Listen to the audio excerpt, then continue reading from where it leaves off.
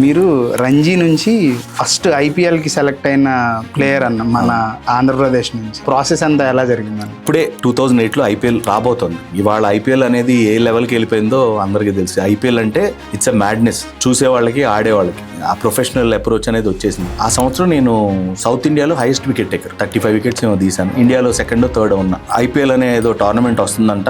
దానికి ముందు ఐసీఎల్ అని వచ్చింది, రెబల్ లీగ్ జరిగింది. దాన్ని చూసి ఈ లీగ్ వచ్చింది. ఐసీఎల్ అప్పుడు కూడా నాకు ఆఫర్ వచ్చింది. అప్పుడు ఇంగ్లాండ్ లో ఆడుతున్నాను. నేను ఇంగ్లాండ్ లో ప్రొఫెషనల్ క్రికెటర్ గా ఆడుతున్నాను. ఇలాగ ఒకళ్ళిద్దరు ఎవరో జాయిన్ అయ్యారంట. ఐసీఎల్ ఇలా అంట డబ్బులు బాగా పే చేస్తున్నారంట, అది ఇది అని అంటే అవునా అనుకున్నాను. ఈ లోపల వేరే ఎవరో ఒకళ్ళు అసోసియేషన్ నుంచి కూడా చెప్పారు, ఇలా ఆఫర్స్ వస్తాయి, వెళ్ళొద్దు, వెళ్తే మిమ్మల్ని బ్యాన్ చేస్తారంట. మనకెందుకు అయ్యని అని అనుకున్నా.